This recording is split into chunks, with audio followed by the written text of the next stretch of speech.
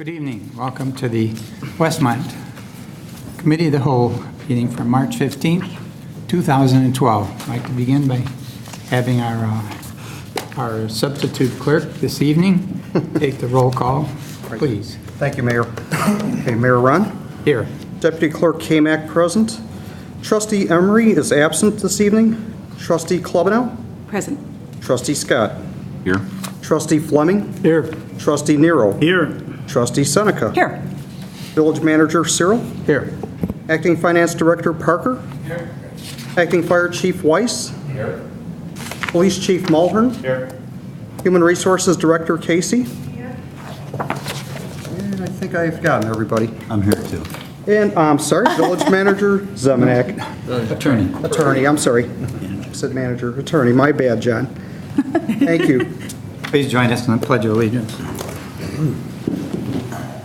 I pledge allegiance to the flag of the United States of America and to the republic for which it stands, one nation under God, indivisible, with liberty and justice for all. Thank you. First item on our agenda are the village board meetings. Board to consider approving the minutes of the Committee of the Whole meeting March 1st and village board meeting March 5th, 2012. Any discussion, corrections? Hearing none, moving right along. We do not have any open forum requests before us this evening, to my knowledge. Going down to reports. I have nothing at this time, but I will as the meeting progresses. Thank you. Next, our acting village clerk. Nothing this evening, Your Honor. Thank you. Our village attorney, John Zemanek. Nothing this evening. Our village manager, Ron Searle. Thank you. Several things. I passed out a supplemental purchase order list to add two purchase orders. The first one is number 11028125 to Strand Associates for $8,600, and the other is PO 11028127 to Strands Associates. These are both surveying services. The second one is for $5,750. These were both discussed earlier this week at the Public Works Committee meeting, in which the Public Works Director mentioned that because of the nature of these two projects, one has to do with the Jamestown Detention Basin and the other has to do with Falcon Villa subdivisions, that he'd be asking that we add these to the agenda for consideration, and the committee was okay with that. So we would like to add that to the agenda for Monday. We also received a note this week from DuPage County. They are reaching out to communities across the county and asking if they are interested in setting up public paper shredding events. And I was going to have Larry McIntyre come to the podium. He's had some communication with Joy Hins, is the contact at the county. They're looking to possibly do this on April 28th, and it would involve closing down our commuter parking lot. So, Larry, do you want to explain the other details? Yeah, basically that's what it is, and we would do it just as we've done it in the past. We've had it right here in front of Village Hall, I would say 3 or 4 times in the past 10 years, and it doesn't involve a street closure. We just use a portion of the commuter parking lot here in front, but because people are familiar with doing it here in front of the Village Hall, that's probably a good location to consider doing that again. If we get your direction on that, then we can get publicity out on this ASAP, and as Ron suggested, the date that they're promoting is Saturday, April 28th, the day after Arbor Day, approximately 8 a.m. to 1 p.m., but those hours would be more defined after we get back in touch with DuPage and confirm everything. And basically, any resident can come forth with documents that they want to shred, and it's all done in a very just a discreet way. Yes, thank you for helping me out with that. And we've done it before, so we don't expect any problems, and there's no cost to the village. We would supply, they actually only asked for 1 volunteer, but would probably supply more. And that's Are they going to limit 2 boxes again like usual? They did not specify that. Specify, okay. So I would have to get back to them and figure it out. Make sure we notice, if they do, make note of it, so people don't come with Right. more than 2. Yeah, we'll try to advertise that. It doesn't say in the email that Got they mine? approached us with. I've been getting mine ready. Okay. All right, thank you. And then next, we have been approached again by Marker School District 60 about the possibility of revisiting our discussions about leasing space at the Westmont Center. As the board knows, we had come to a point where we thought we had an agreement on a lease before. There were some concerns about the length of that lease. Marker School, I guess, is still, over the past few months, been evaluating different options for office space, and they decided to approach us again and ask if there would be reconsideration of it if they were willing to change the term somewhat. And part of that change is only a 4-year initial term. I've passed out a draft lease that the village attorney has prepared. Talked with Marker School today. They asked if I could bring this up this evening and if we could consider putting it on our agenda for Tuesday for consideration by the board. They have a meeting next Tuesday in which, if we were to act on this on Monday, they would potentially act on it on Tuesday.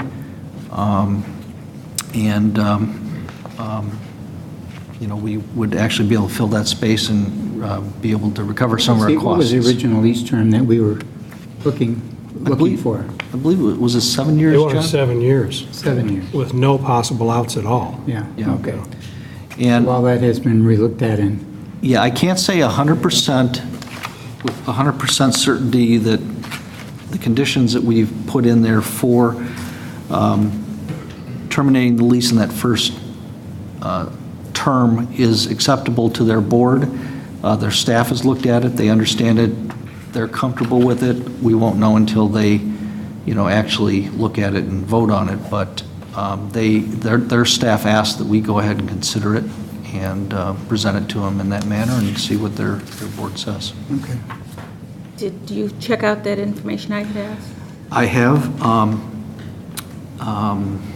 So one of your questions had to do with the control of the coordination of the meeting room. Right, since they're going to have it, if they close up for like a week, I don't know, school districts, if they stay closed. Yeah, that question I did discuss with their business manager today. They're essentially open year-round, just like any business.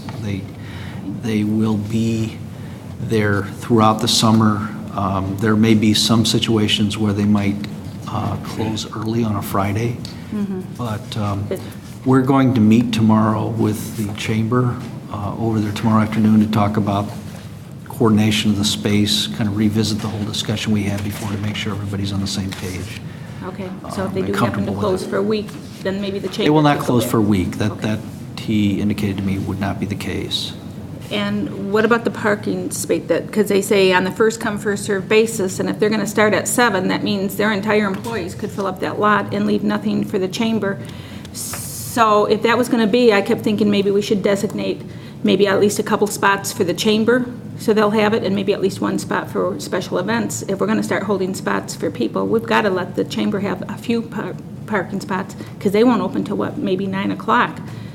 And if they're open at 7, 8 o'clock, they're going to fill that whole parking spot and leave nothing for our permanent, our long. I do remember when we talked about this before, they seemed very comfortable with the idea of having most of their staff park elsewhere and find their way to the building, but again, we're going to meet tomorrow afternoon with the chamber director, and we can revisit and have a conversation before you guys talk about this on Monday, just to make sure Okay. everybody's comfortable with it.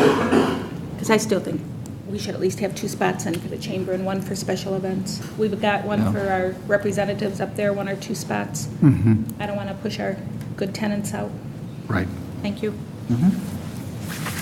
So if that's okay, we'll put that on the agenda for Monday.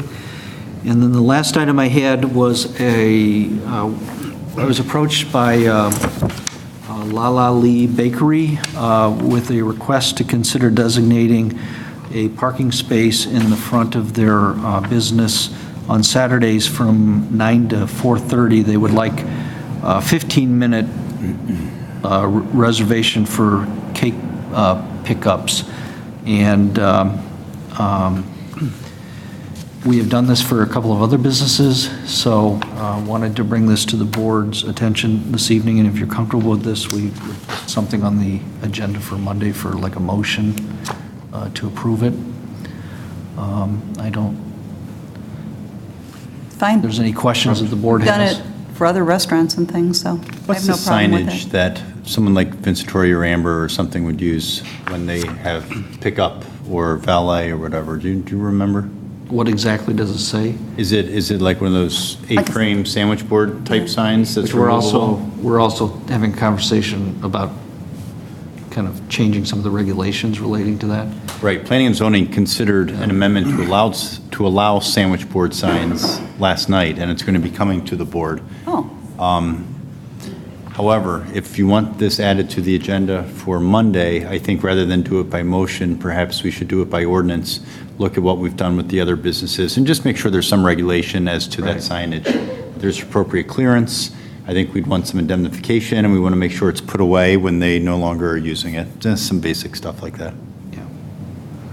So do you think we could approve the concept of the designation of the space subject to whatever regulations? I can put it all in an ordinance, and you can approve it on Monday if you like, if Lala Leave needs it in ASAP. it's a little different than the other restaurants because it's just one day a week, a Saturday during the day when, Yeah. there's not a lot going on. And I think actually most of the pickups will be kind of towards the end of the day. Yeah. Yeah, Is the and when impression you're, that I got. honestly, when you're trying to carry a 45, 50-pound cake. Yeah, just be glad you don't have to parking deliver spot's a them. little, it gets a little hefty. I can talk with them and maybe talk to you tomorrow. Okay. I mean, it's basically just put the sign so that there's 5 feet of clearance. Yeah. Sign or indemnity, so that if someone trips over the sign and they sue the village, Right. Lala Lee's liable. I think that's really it. Yeah. And that you put it away when you're not using it. So. Fair. So the prime time is Saturday? Yeah, Saturday. Just Saturday. Saturday. 8 to Just 4:30 Saturday. or something like Between that. 9 to 4:30 4:30. 4:30 in the afternoon, that's it. That's the prime time when most people come pick up their birthday cakes, their anniversary cakes, all those kind of things. Okay. So it's really less of a request Yeah, than the it's- others that we've received in terms of. Okay.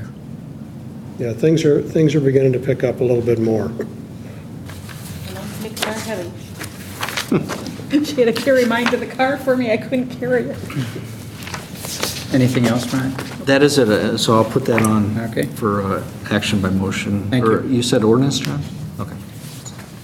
Thank you. Trustee items. To start with trustee Scott. Thank you, sir. Just remind everyone that Marker School is going to have a spaghetti dinner tomorrow night from 4:30 to 8 p.m. That's all I've got. Thank you. Trustee Seneca. Thank you. Just a couple of things. Standard Market was just recently featured on one of the news stations. I think it might have been 7. And they will be on again at 11 p.m. March 25th on 190 North. Janet Davies went into the store and had a meal and spent a lot of time there. So they really, really are doing a lot to showcase Westmont and the business. So I urge everyone to go to Standard Market and spend lots of money. Is it going to be on, Sue? March 25th. March 25th. And then Westmont was just featured as well on WCIU. Yes. And I wondered if we had a link anywhere so that the residents could see that. If we No, I don't. It was an absolutely great, Yeah, we can try to. okay, if we could get on the find something. website or something, because Muddy Waters was featured, and Bishop's Chili, and Jay Fleming's, and it was really nice. So really gave us a lot of good PR. And that's all I have. Thank you. Oh, no, I do have one more thing. After 2 months, I have been cleared to drive. So use caution if you're driving down Cass Avenue or if you're on Fairview, because those are like my main routes. So just fair warning, just want you to know. Do you have a time pattern laid out so we know not to go That, that way? it could be Hit and miss, anything. right? Could be Which anytime. arm is it again? It's my right arm. So would the drivers or the pedestrians have to worry? Yeah, I'm in the, watch it if you're walking down the sidewalk, anything could happen. That's all I have, thank you. Did our police official in the back Look at Tom giving me the look. make notes of those I'm comments? getting the look. There was a time when I did not make a complete stop, but a four-way stop right by my house. And I pulled in the driveway, and son of a gun, there he was, right there. Reminding me of what I had just done. So, thank you, Jim. How did it feel?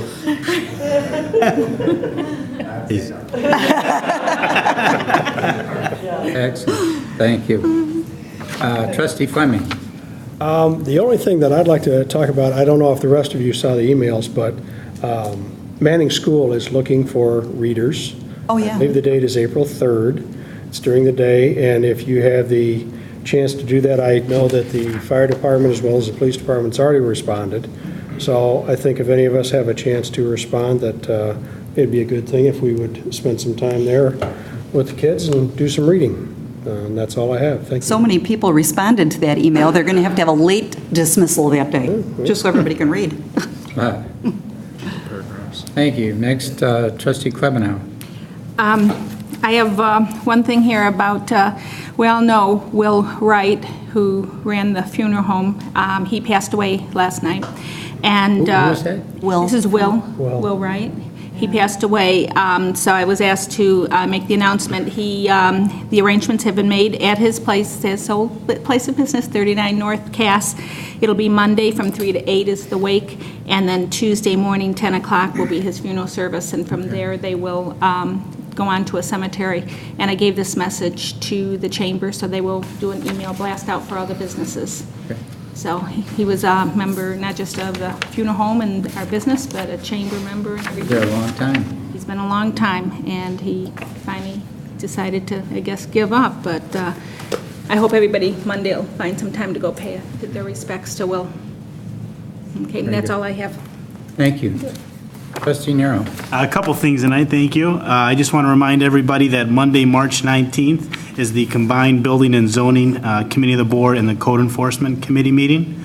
And secondly, I just want to remind everybody to vote. Next Tuesday is the primary election, March 20th, and every vote does count. So please remember to go out and vote. That's all I have. What's the last day of absentee Today. voting? Is it today? It's today. Yeah, I was the voted last day today. of absentee balloting. There have been so many people out there campaigning. Have they hit any other town besides Westmont? Because I have had more than anything at my door. It's unbelievable. And I keep thinking, these people have several towns to go to. Well, get ready, the robocalls are coming in from Romney's and Toro, all of them. They're starting to They've hit. been coming in for 2 weeks and all. Mr. Mayor, can I make one more comment? Absolutely.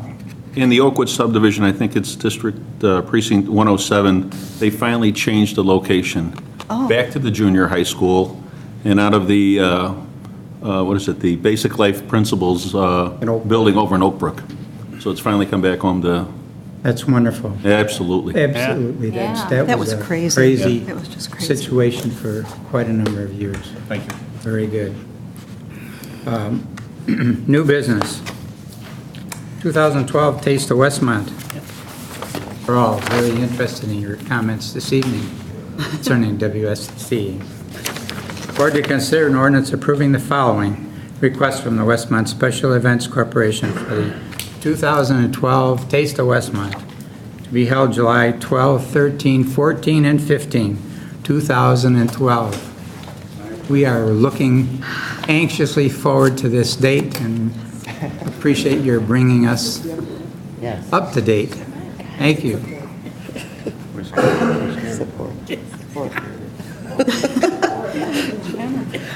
Hi, everybody. How are you tonight? Rather than read, Larry, rather than read all of these. Mayor's talking to you. Larry, rather than read all these, I'll let you go through them. The requests, all right? I have a question. Is this going to be done in song form and everybody's going They said they look like a choir. going to be just, We need each one support. has a separate one? or All the support we can get. Okay, how do you want to do this then, if we're going to read everyone? Oh, I'm starting? Okay. I'm Robin Gardner. I'm Vice President. Here's our committees.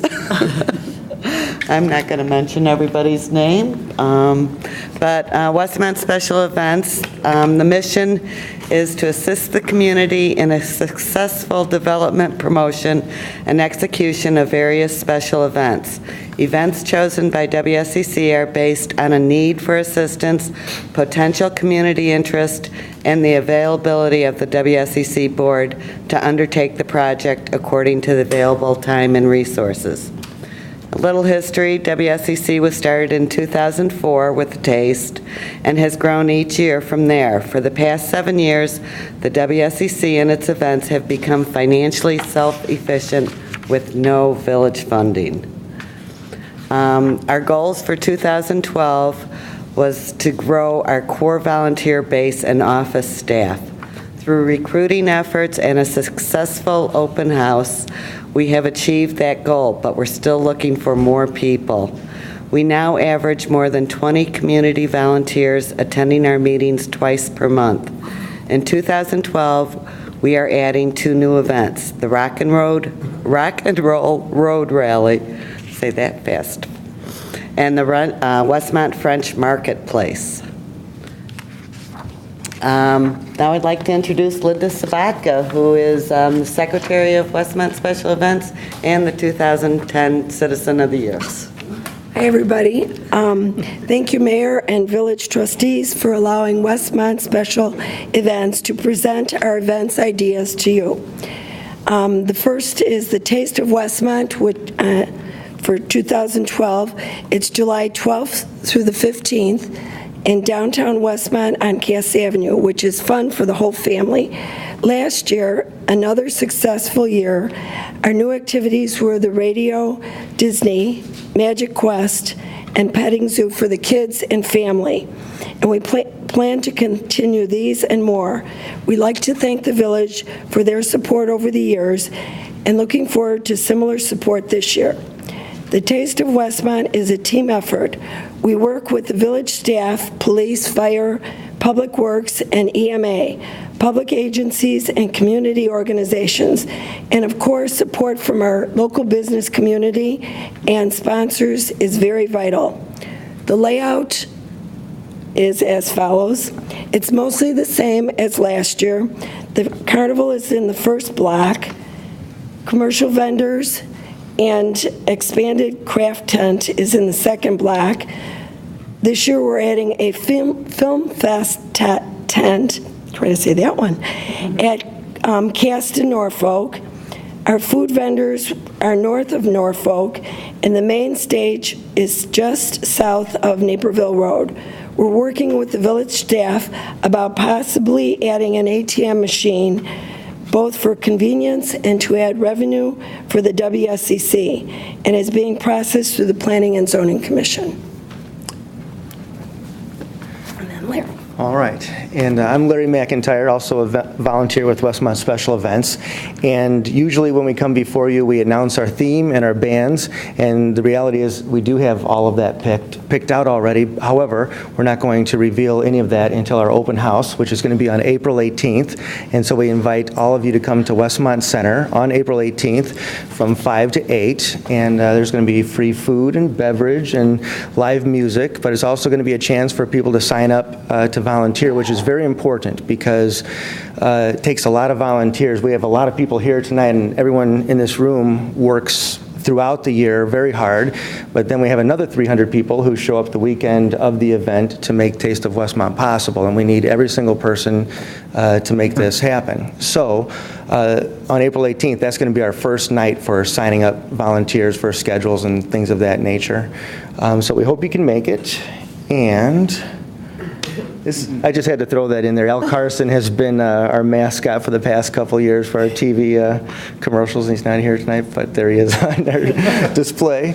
And I'll just want to reiterate, this is a team effort, Taste of Westmont, and actually everything that WSCC does, not only all of our volunteers, but Village Board, we've felt your support over the years, and it's absolutely essential for a successful event.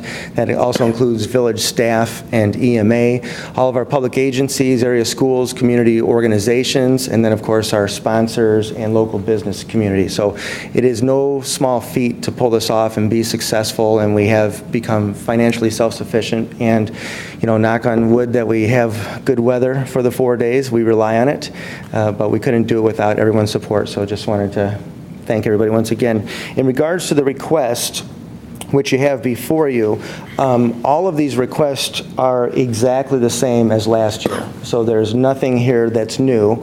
However, it should be mentioned that in regards to the beer tent locations, for the past couple of years, we've had 2 tents, and it is our goal to achieve that again. However, both of the properties that we've used for the past several years are being sold and being purchased by new property owners. And so we are in a little bit of limbo right now, waiting for those properties to transfer and then strike an agreement with the new property owner. However, we have had conversations in both directions to achieve those relationships, and so it's our goal to stay where we are. However, if it does not happen, then within our permit request form, we're asking that the beer tent be moved back to the original location, which was on Norfolk, west of Cass Avenue. And that's where the beer tent was for the first 8 years of this event. And so that's our fallback position for the beer tents. And the liquor license fee waiver for both Correct. locations if you in fact end up having Correct. 2 locations. Exactly. And then also the carnival amusement fee waiver is being requested as well. Also, sound amplification license request is on there, request for all the street closures. But once again, these are no different than we've had every year. They're exactly the same. The only other item that is new that we'll mention, but it's not being brought before you tonight because we have to go through the Planning and Zoning Board first, and that is our interest in trying to secure a portable ATM machine. We get requests for that convenience over there by the food vendors, and we want to supply that convenience as well as it also will be a revenue generator for the organization. So at this time, I guess we're interested in any questions regarding Taste of Westmont. Larry, with the ATM, I could have sworn, I thought it was here in Westmont, but I could have sworn the carnival people bring their own ATM. You know what, they did, and it sort of slipped under the radar. That was a new thing that had just recently occurred, and anyway, going more in depth in terms of what we need to do, we're realizing that actually we need to go before planning and zoning. So that's one has been caught after the fact, and all of that will be part of the request. This ATM is for the carnival as well as for us, or would they carnival bring their own? Do they know they have to come in for? I'd like to process all the requests together because it's all for the same event. Basically, it's a unique, for the Taste of Westmont to occur, obviously we have to create a whole bunch of special rules to exist.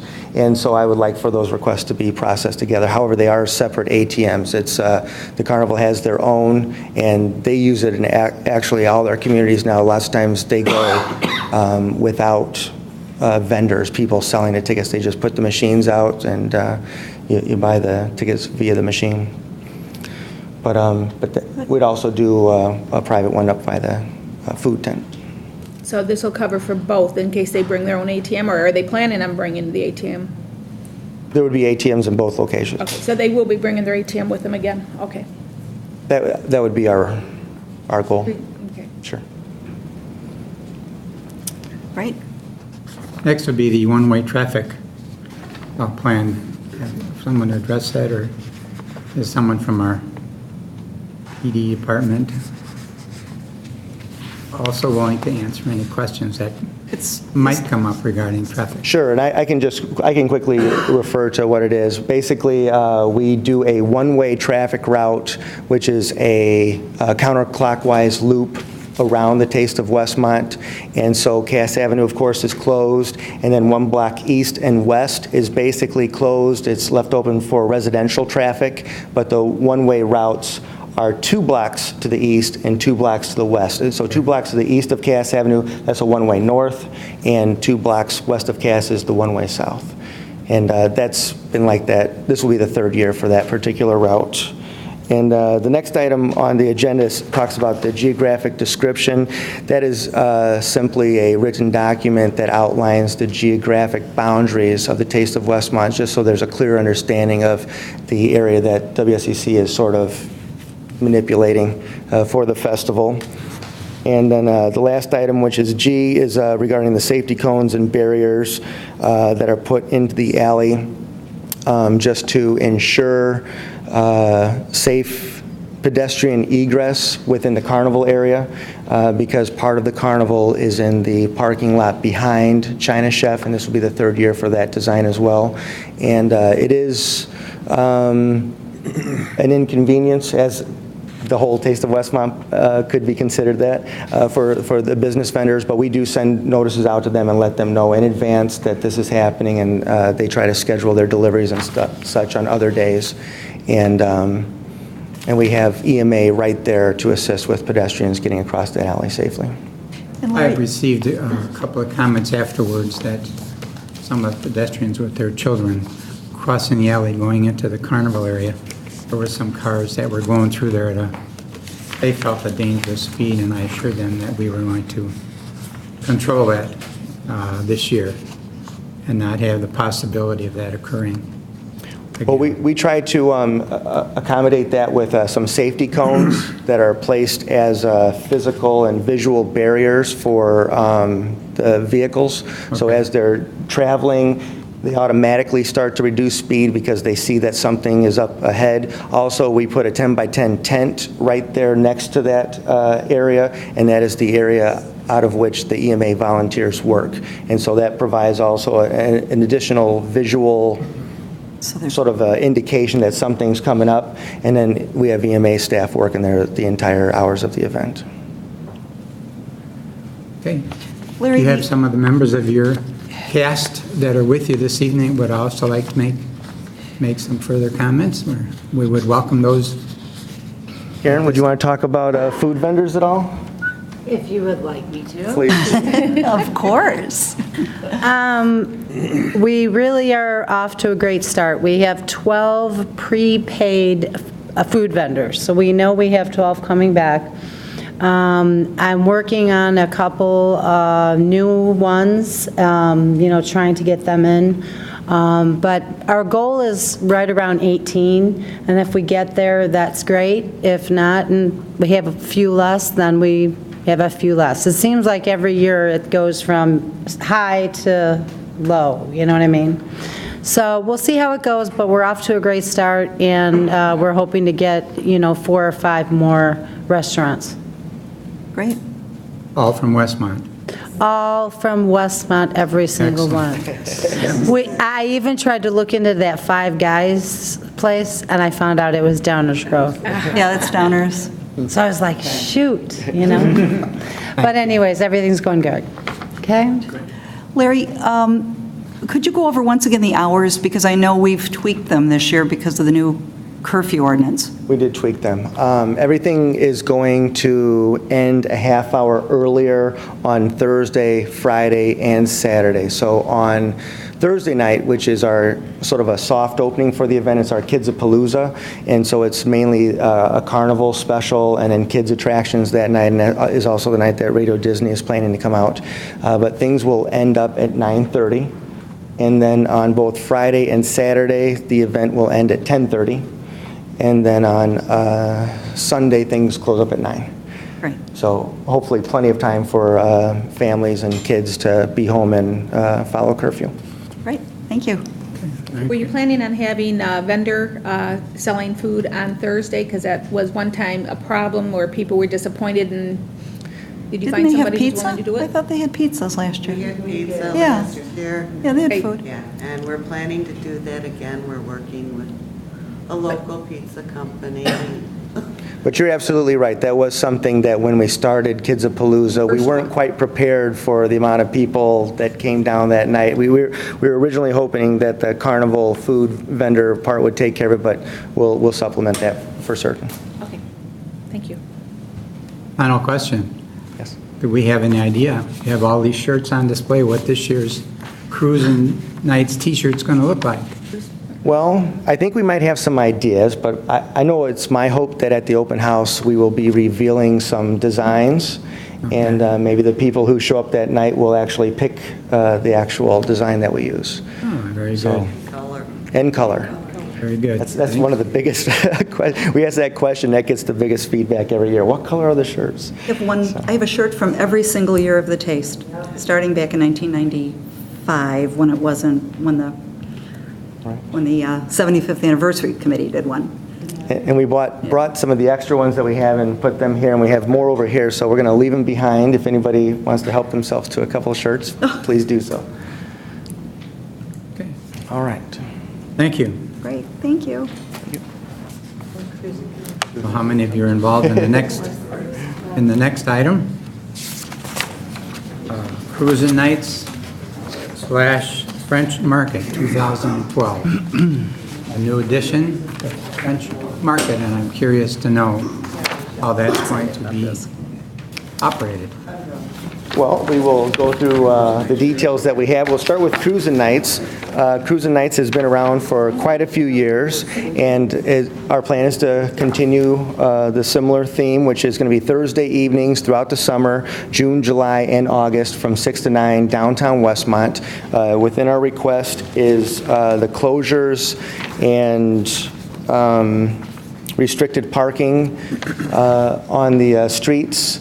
And so all of these requests are exactly the same as last year for the Cruisin' Nights. So it's east and west Irving, from Cass Avenue to the alleys, both east and west. Those areas would be closed. Restricted parking on the street from Burlington up to Norfolk. However, right in front of a couple of the south side businesses there where they have valet parking, they have the option to continue their valet parking service as they always have. And so that's the plan there. And we really believe that this is going to be our best year ever, knock on wood, with all dependent on good weather, but we have more volunteers. And when we have more volunteers, we can do better publicity and achieve more events. And currently, we're in great shape. Our planning is well ahead of schedule compared to recent years, and so we're looking to do great things. It will continue the weekly raffles, weekly kids activities, weekly live bands. The majority of those will be at the Knights of Columbus, but Absolutely Delicious will have live bands twice during the summer, and we'll also have some youth bands over at L&J Auto a couple times over the course of the summer. And we also have added some additional special attractions. We've contacted a couple of remote control car groups, enthusiasts, and they're going to come out and do demonstrations of their remote control cars, at least on a monthly basis. And so we think that's going to be a big attraction, a lot of fun. Also, the PVPN has a Back to the 80s musical, which is going to be on the second weekend of June, I believe, and the week prior to that is going to sort of be our Back to the 80s theme for Cruisin' Nights, and we're hoping to get some DeLoreans out there. And so that'll be fun. The week after that will be Squad Car Night, and we have Jake and Elwood Blues from the Blues Brothers movie coming out, and they're going to bring their Bluesmobile. And so we're hoping that that'll be an additional bonus for that particular night. And then for Fire Truck Night, we're talking to Army recruiters about bringing out a lot of their publicity vehicles for that particular night. So we're looking for another exciting year. As always, with all of our events, we need volunteers and sponsors. And so we want to just spread the word that if you're interested in getting involved with WSCC, please contact our office, 630-829-WEST. And our website is westmontevents.com. But we definitely need everybody's support to make this happen. But one of the new additions for Cruisin' Nights is our plan to have a Westmont French marketplace. And with this initiative, we needed more help, more volunteers. So I'd now like to introduce Linda Little and Jen Slewinski, and they will talk about Westmont French Marketplace. Excellent. In conjunction with the Cruising Nights, WSCC was looking for something additional activities to enhance foot traffic downtown. So the French Market was a natural idea for Westmont, as we do not already have a farmer's market that's open in the evening downtown. Telephone calls were made and emails galore were sent in search of possible vendors. Conversations were initiated in November, and Larry was in attendance at a DWBA meeting in January and received unanimous support from businesses in attendance. Talk on the Metro has elicited great response and much excitement. People are very excited to find that we'll be featuring locally grown and some organic products. Being able to shop on a Thursday night in Westmont instead of giving up a Saturday or a Sunday morning in another village is a very popular concept. We've all been very busy reaching out to potential vendors. We have a database of over 125 vendors that we have been in touch with. Majority of those vendors, and our list continues to grow. We have had a strong interest from the vendors that we have reached out to. Over the next 30 days, we are going to sort through the people that we've been in touch with and have interest, and try to make a balance of those vendors, of the products that they offer between produce, specialty foods, and crafts.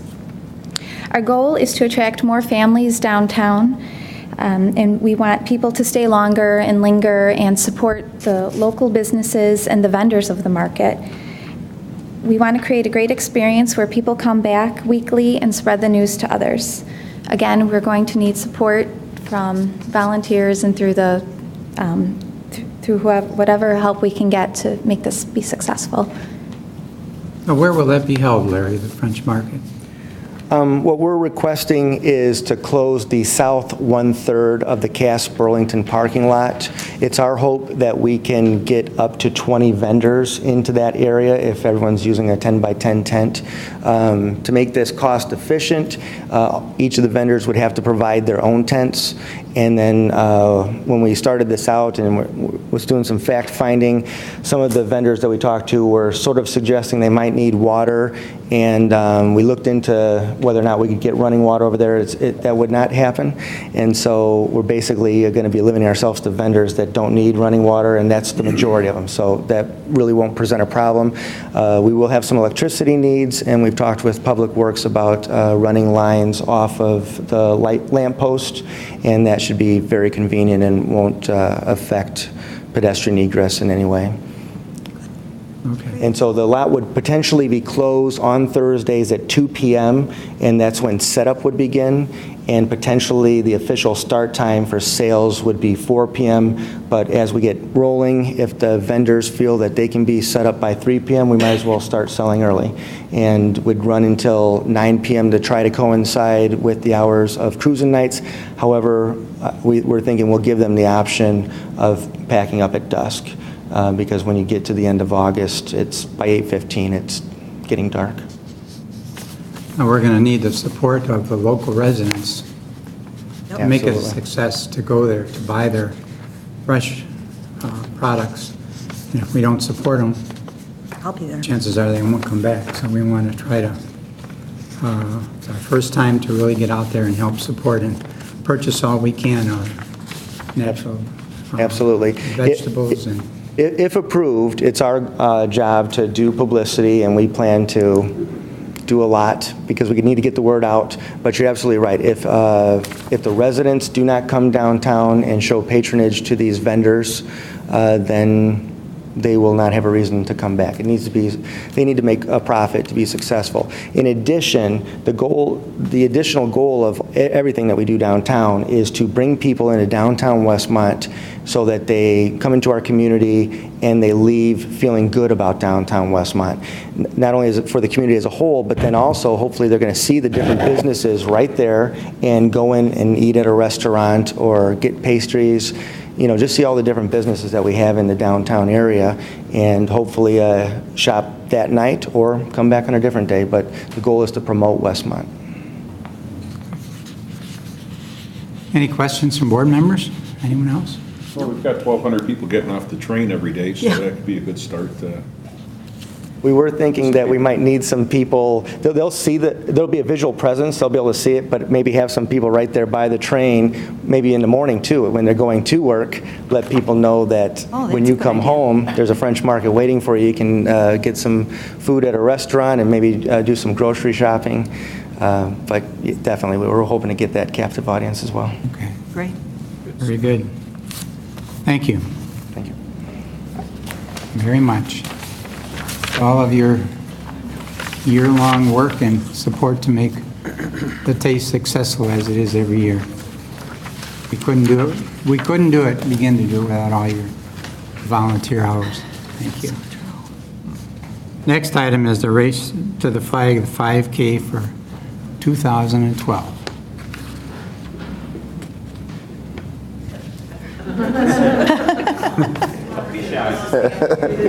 All right. Again, this is our third annual race with great expectation this year. So hopefully the board tonight can vote on good weather for us, which would be a key to the success. First off, I'd like to thank everybody with the effort and the participation the village has given us and the support they've given us. We've had a fantastic collaborative effort between departments within the village, the Park District, EMA, so many volunteers that have helped us during the day of the event and the planning of the event. CUSD 201 District, School District, and their volunteers are coming out to help us the day of the event also. There's been a lot of planning and preparation of this race this year. We are, I think, ahead of schedule, especially with sponsors. Just want to recognize right off the bat, two of our biggest sponsors this year is, again, Uncle Bub's, and the brand new Standard Market is all on board with the race. And I think I've got at least 5 employees up there who are ready to lead off the race and, maybe come in 1, 2, 3, 4, 5, who knows. So we are ready to go for the race. It's going to be, again, the Sunday of Memorial Day weekend. Registration is going to start at 6:30, and the race time should start at 8. Lions Club is also helping us out with the race with their pancake breakfast to follow, and we're hoping to be done and out of that area with the race stuff by approximately 10 o'clock. The permit for the request is very similar to the past years. Road closures are just majority going to be the start and the finish of the race for northbound Blackhawk up to Oakwood and Plaza on the north side of Tide Park from Burr Oak, where the finish line is going to be there. Traffic is going to be open during in the Oakwood subdivision. Notification will be made to all the neighbors up in Oakwood, the residents in Oakwood, with a handout, and I think it made the newsletter, if I'm not mistaken. So communication has been good with Oakwood and their support for us to having the race up there. So again, traffic will be moving up there, but we again have it Sunday morning where traffic will be minimal. Many volunteers, in their safety vests and cones marked out on the roadway to make sure the roadway is safe, and obviously to make sure all the runners are safe for a successful start and finish to this year's third annual race. Will you have an opportunity for slower walkers or parents with their with their kids in their carriages? And we will have strollers available. We're just going to start to the back, so we have all these fast go-getters up front. We don't want to slow them down. Absolutely. So, there will be walkers. It is a run-walk race, and strollers will be... anyone that wants to participate is eligible. Yes. It's really a lot of fun. And last year, Trustee Nero over there was like first or second or third place or something. I got lucky. No, you ran fast in the fog. Remember how foggy it was? Yeah, that storm came in hard last year. Yeah. Again, we're still always looking for sponsors. Again, all the money that's being raised right now is going to St. Jude's Cancer Research Hospital. They are really on board with this year, more so they've been in the past, with constant communication during our planning meetings. They're setting flags up to be posted. They should have a representative here also during the day of the race. Right. Yeah, we actually have somebody coming from Tennessee, from St. Jude, that's going to be here this year, who will actually speaking at our event this year after the awards are given. So that'll be exciting. Sponsors, again, Standard Market is sponsoring the start line. So we are still looking for somebody who would like to maybe sponsor the finish line. And then we have the water station about halfway through if somebody would like to be a sponsor of that water station. So again, sponsorship packets can be reached with me, Jim Schlicker at the Police Department, Mike Ramsey, the Water Department, Kathy Casey here at the Village. So you can reach out to one of the Health and Wellness Committee members to get access to that sponsorship packet. You still need an official starter? Excuse me? Official You still need an official starter? We are... Family? Well, I don't know if you should say the family's name or not, but we do have a child who's about 15 years old Yeah. who who are going to actually be honoring this race after this year. Oh, great. He's actually fighting a Very good. disease.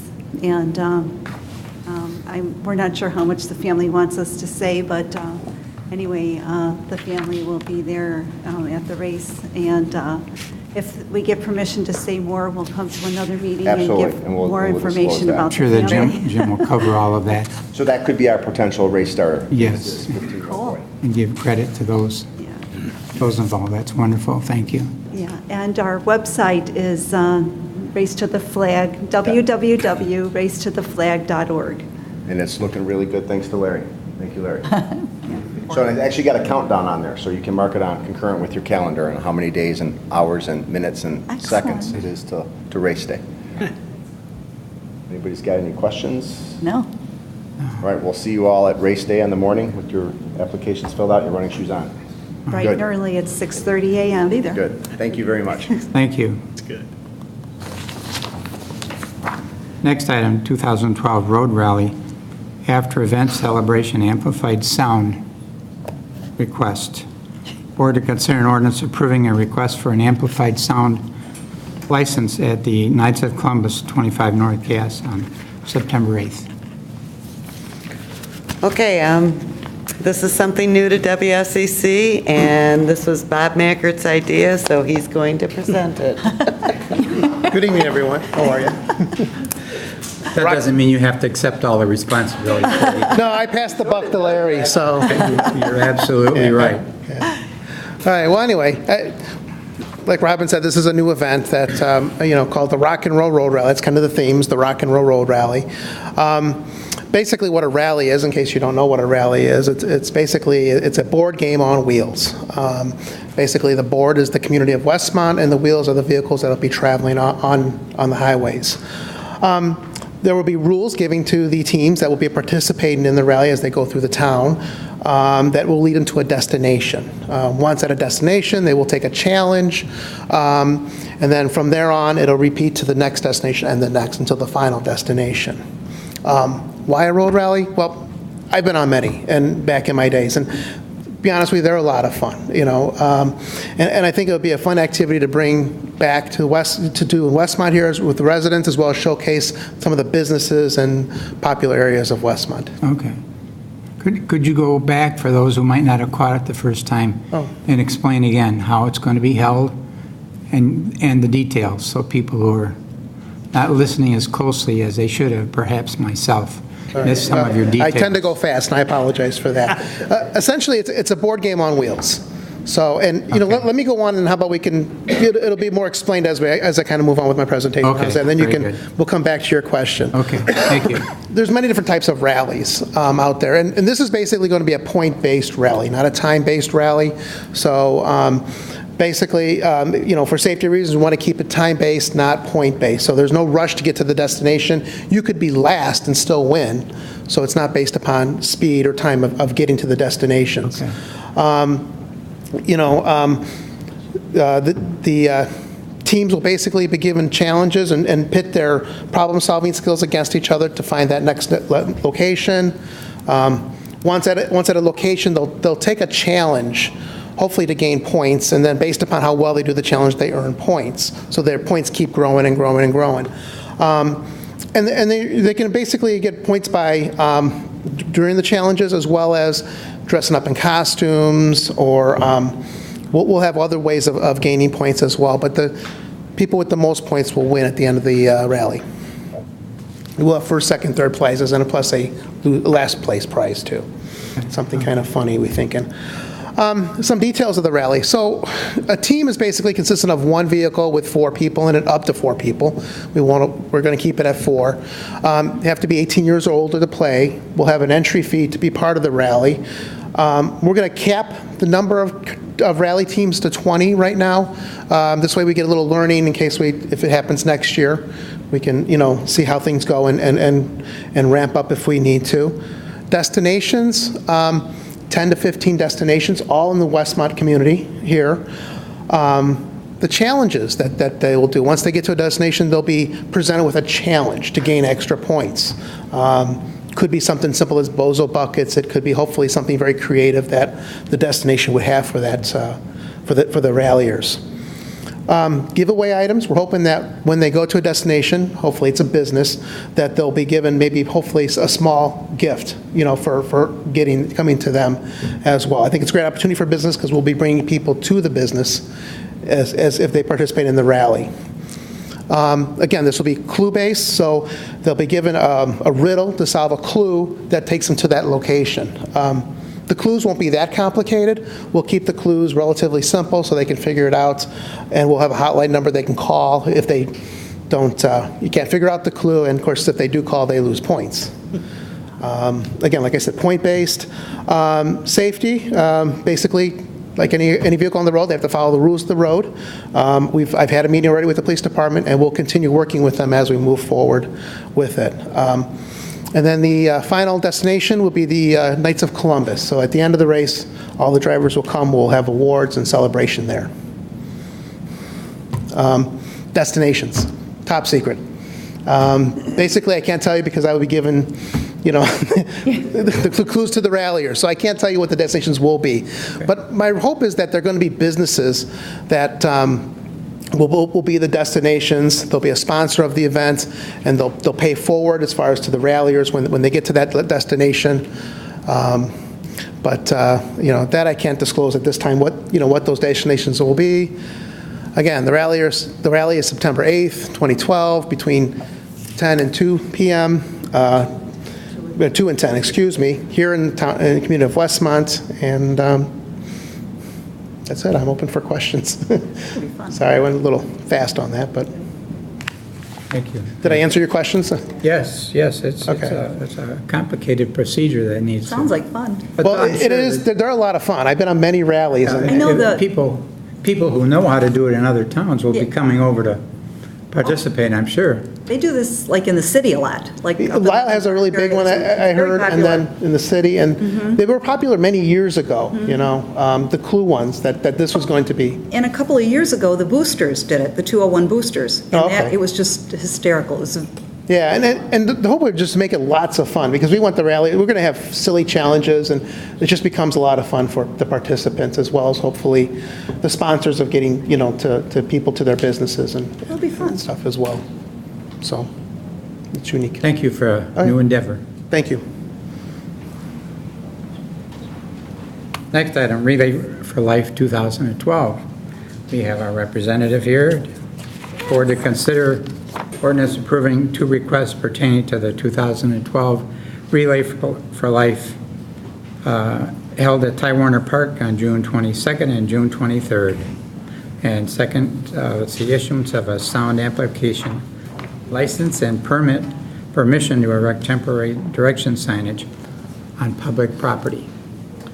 Yes, well, thank you for letting me get up here and talk about Relay for Life again.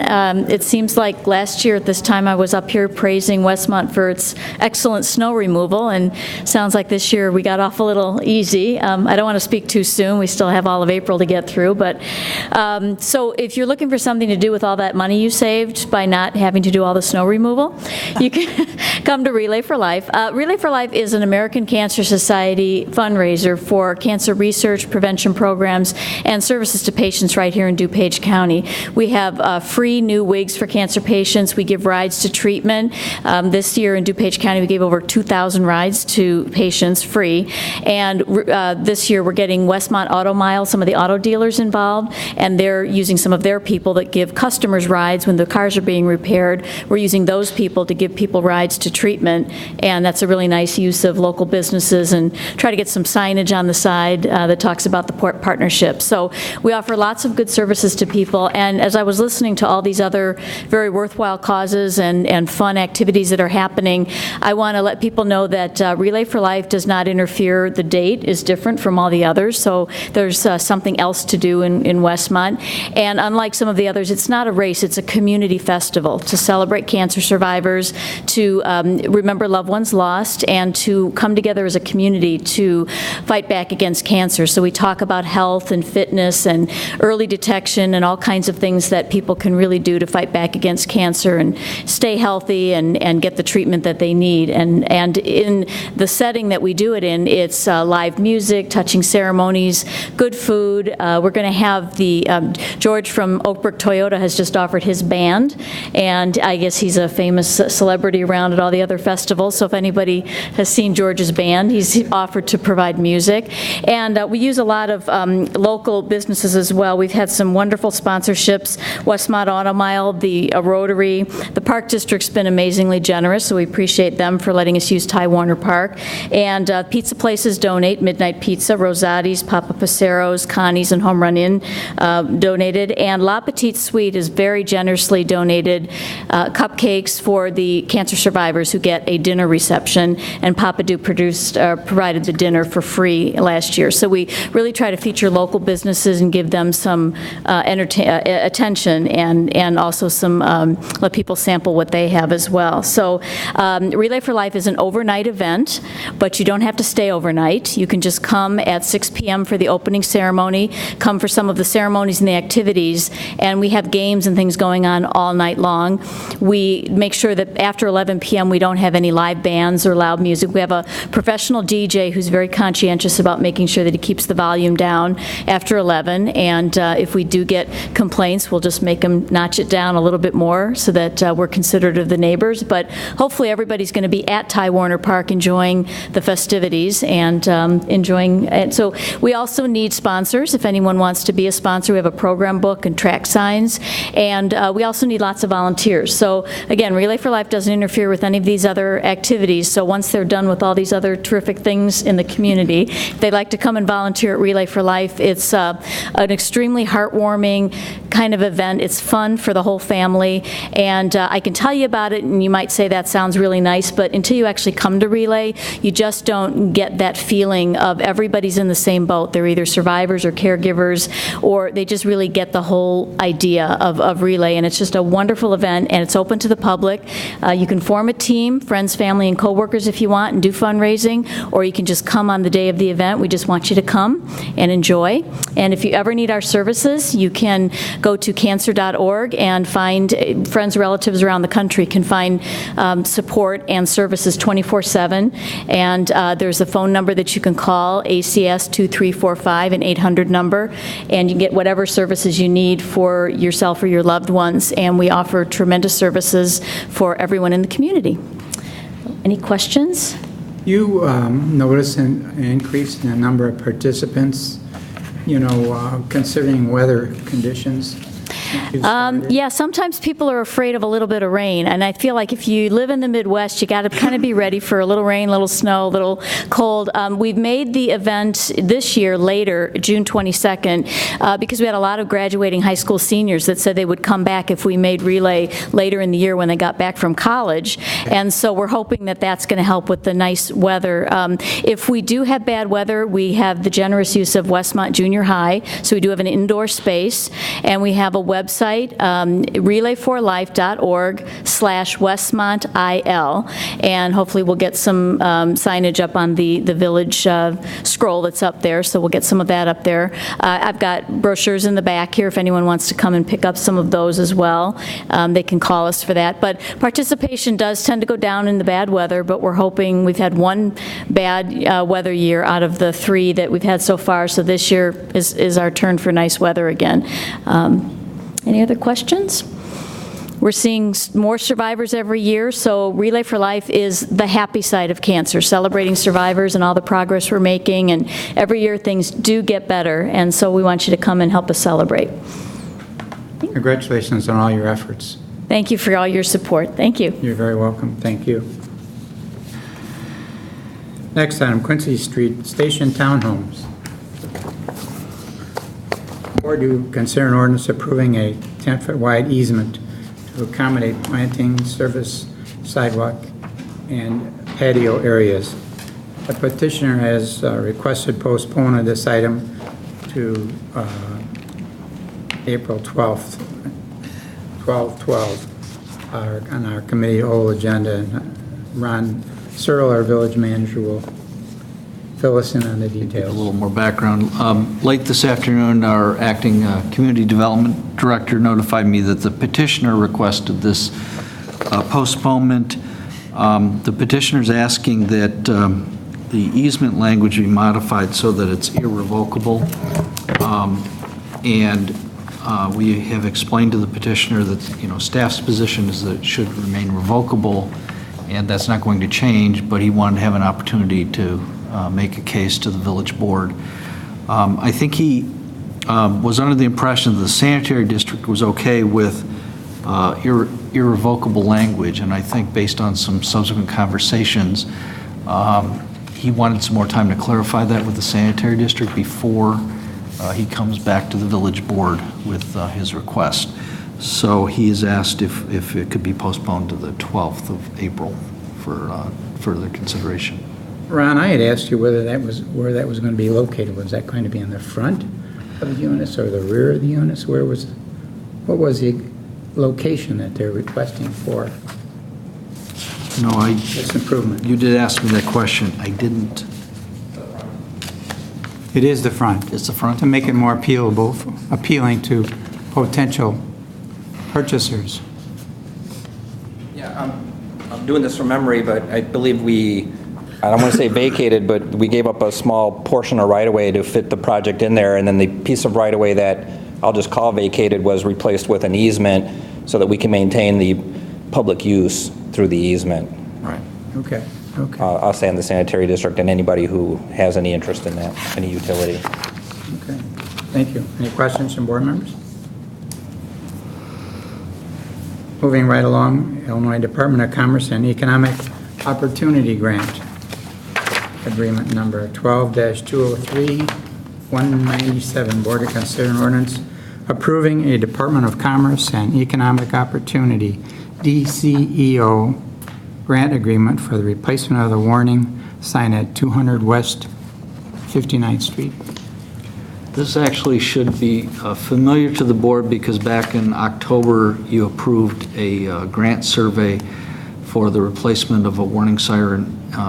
At the time, it was identified as being the one at the water treatment plant, but based on reviewing our maintenance records with our contractor and EMA recommendation through the fire department, they approached DECIO and asked if we could modify the location to change it to the 59th Street siren because of the records showing that that's in greater need. So this action on this document would make that change, and we're asking for the board to approve that. Questions? Hearing no questions, moving right along. Thank you. Ordinance violations, penalty amendment. Board to consider an ordinance amending Village Code Section 1-8 to be in compliance with Illinois Supreme Court Rules 570 through 579 involving penalties for any Village Code violations. Our Police Chief, Tom Mulhern. Evening, Mayor.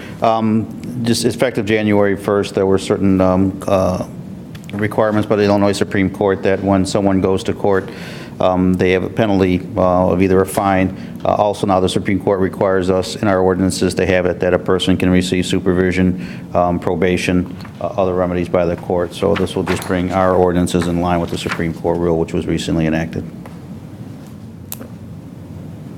That's it. Questions? Easy enough. Shortened to the point. Thank you, Tom.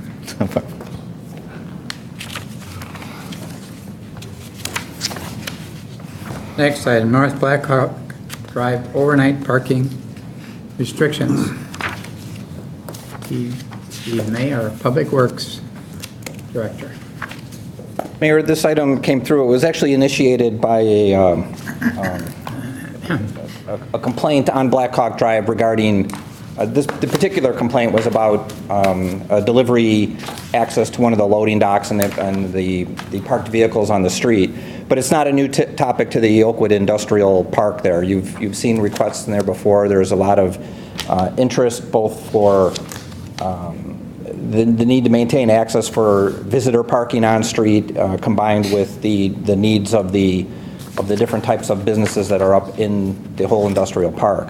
The recent request that came through was heard through the Public Works Committee meeting, and it was the on-street parking on Black Hawk Drive being the collector street that is signalized at Ogden Avenue and then north all the way to where it goes into the Oakwood subdivision where the schools are at. So in the morning, it is a very well-used route, both in and out, and there is also the congestion of the delivery traffic as well.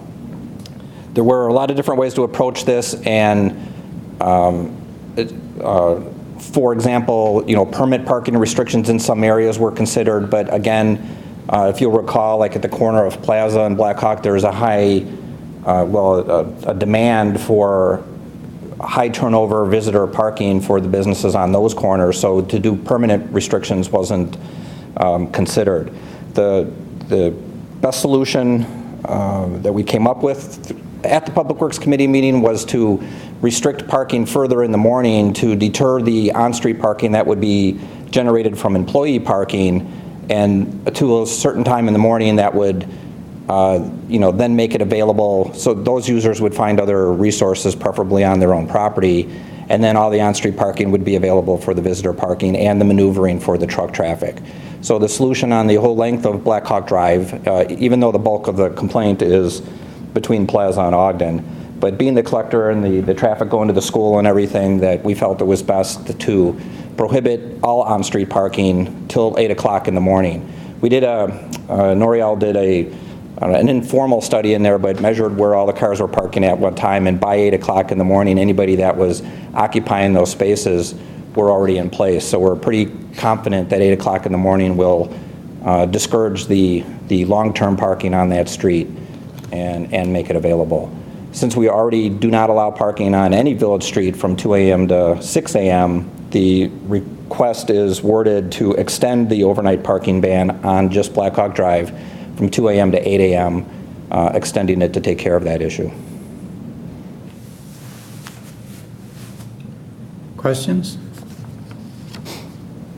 Sounds good. Hope that solves more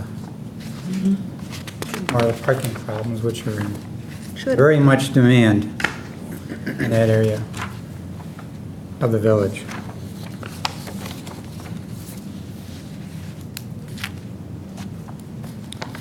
Okay, moving right along. Next item, Parkway Tree Cost Sharing Program. Board to consider an ordinance adopting a cost share Parkway Tree Replacement Program.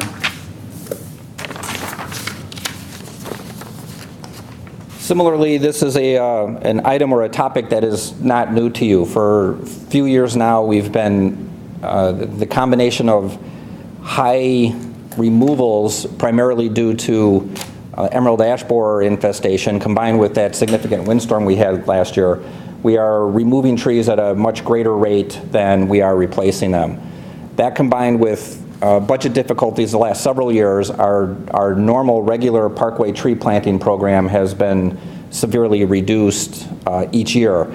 Even when it was in its height, it wouldn't have kept up with the amount of the rate of removals that we're doing now. And in order to going from there, two subdivisions in particular, I mean, it's an issue village-wide, but in two subdivisions in particular, they're getting hit very hard in a very dense area with very high removal in a small area being, the lone subdivision. So residents from Ashford subdivision and previously Oakwood subdivision are very interested in our continued tree planting program. But I already stated, the issues with the funding. We were looking for another mechanism to how we can get a higher rate of tree planting and have it a program where the residents can participate, at least in the cost, because that is the primarily the driving issue. So this program was developed from all those reasons put together, and it was called the cost sharing. We were trying to do a 50-50, and it can get really complex, but this is a very simple, well-done program put together with a lot of input from the forester as well as the residents from Ashford subdivision. And the cost-sharing policy has two significant features in it. One, it will allow, not just it'll be a village-wide program available to anybody, but when you have a removal, you can go on a waiting list and still get your parkway tree replaced for free based on our budget from year to year, so there would be no telling how long that might be that you would get a free replacement. Or if you wanted to participate with the cost of just purchasing the materials at our cost, the cost participation, the cost sharing policy would allow residents to sign up and pay for the materials themselves, and then we would still do the planting. It would still be a public parkway tree. We would plant it, we would do the delivery and the installation as we would normally. It's just there would be no, other than the labor, which is already there, but there would be no additional out-of-pocket cost to the village. Another important feature of this policy is through a lot of discussion and consideration, we feel strongly that it's a good opportunity to start permitting trees to be planted in a smaller diameter than we would normally allow. Our minimum standard has been 2.5 inches for as long as I can remember, and in very rough numbers, you'll pay anywhere from $200 to $225 just for the cost of the tree. By allowing a smaller diameter to be planted, as low as 1.5 inches, 1 3/4 inches, someone in there, the cost it goes down pretty fast. So for under $100, we can plant a tree that's slightly smaller in diameter, and consequently allowing us to plant many more throughout the village, not only in our own tree replacement program, but have the opportunity for residents to choose to which level they want to participate. They can pay for 2 different size trees if they want, or bigger if they even wanted to do that. So that was a good feature of the policy, is that it allowed people to participate in whatever manner they wanted, either financially or still request a tree and be put on a wait list to when we can get to it. And then as our budget permits for our standard replacement program, tree planting program, we would just work off a waiting list that was generated. The priority is whatever is the oldest. The top of the list is the tree that was removed the longest ago. So the person that's been waiting the longest would be at the top of the list and eligible for that. So whatever funds are available will determine how far down we can get on that list. So we're asking for your consideration to adopt this policy to allow us to participate with the residents on that, and to this doesn't deviate from the permit restrictions for the tree caliper, but it will allow us to plant smaller diameter trees by our own forester under our own forests. And your forester is? John Yater. John Yater, our village forester. Right. Okay. So the resident actually pays for it, and we do everything else. Right. And I guess it's a question for John. Do we need to enter into some sort of an agreement with that resident so that, 10 years from now, they decide they don't like that tree, and because they paid for it, they're going to cut it down? Or, 10 years from now, the tree got big, and so they think maybe they could put a tree house there for their kid because they paid for the tree. Well, I'll add first before John comments, but these are public parkway trees only. We're not planting trees on private property. Right, but I'm just thinking, since they're paying for it, just so they would clearly understand that they're paying for it, but they don't own it. Right. It is, if you read through the document and the summary in the head, that is something we intend to pass out and make them understand. They'll get it's a good something question, but it is public property from the day we plant it. And all the other ordinances that guard against that are still in place. Okay. Yeah, it's pretty straightforward and pretty clear, that the way we're handling it. The only thing that they do ask the residents would be if they could supply some water. Well, that's what I was going to ask, is who waters this? Normally, the village would water a newly installed tree, and requires quite a bit of water.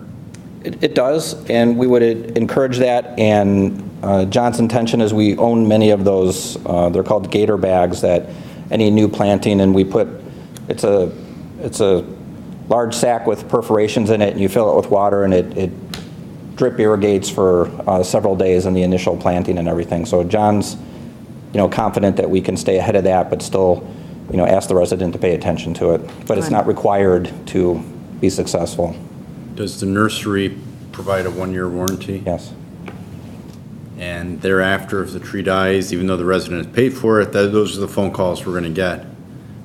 Hey, I paid for this tree, it died, I'm not going to pay again.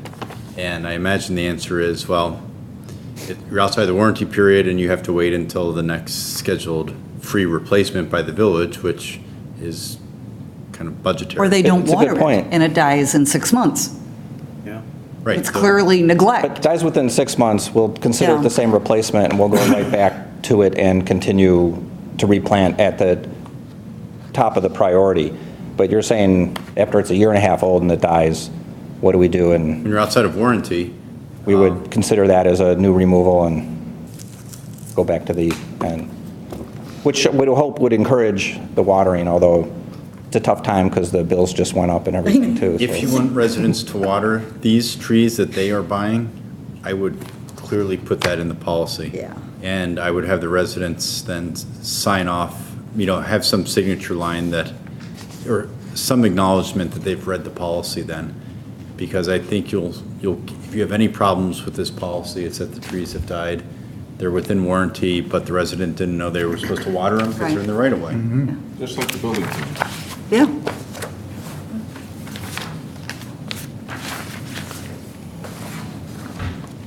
Is there any problem with getting this information out? And it's a little complicated to the residents and having them understand all the Well, actually, requirements? Larry's bugged out of here already. I think he had a birthday party to go to.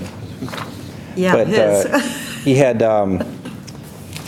he's been talking with John a lot, not only about this policy and promoting it quickly, and we have a newsletter coming out soon, so it's going to go right into that, assuming your approval on Monday, and as well as our Arbor Day plans too, where I'll just mention that now, it's not part of the policy, but instead of just going and planting 1 or 2 trees as part of the Arbor Day one, we're going to purchase hundreds of seedlings and give them away and encourage people to come and get that. I don't know how that's going to be administered yet, so I'm not giving away too much here, but we'll control how we give these away. And our goal in every aspect of everything we're doing now is to, to increase the quantity, of the urban forest instead of worrying about the diameter at this point.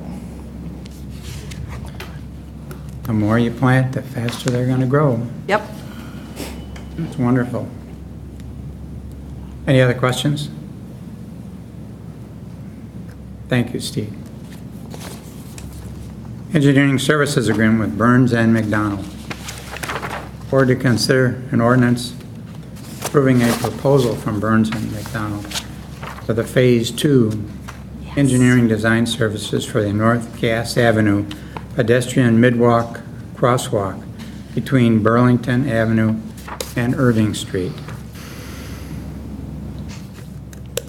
Mayor, again, a topic that isn't new to any of you. The crosswalk actually exists on North Cass Avenue there. It's in a very basic state, just pavement markings and warning signs.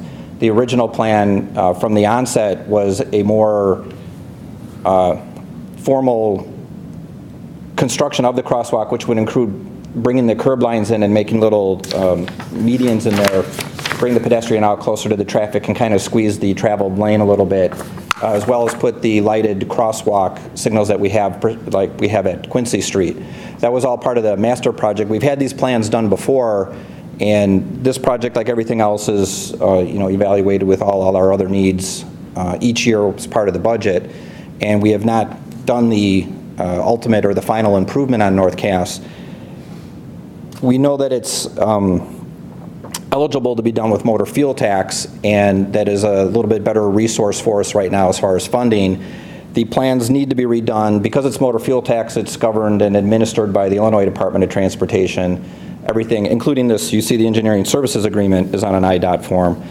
We have to put everything in the format that they require. So this agreement is to reuse the same design engineer to convert all this documentation into an MFT eligible set of plans and specifications.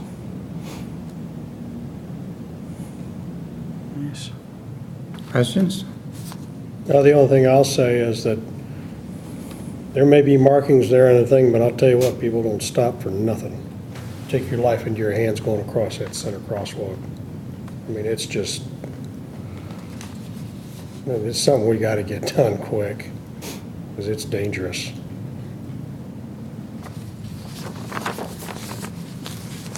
Any other questions? Thank you again, Steve. Next item, finance ordinance number 22. Waive the reading. Thank you. Purchase orders. Late. Questions on purchase orders?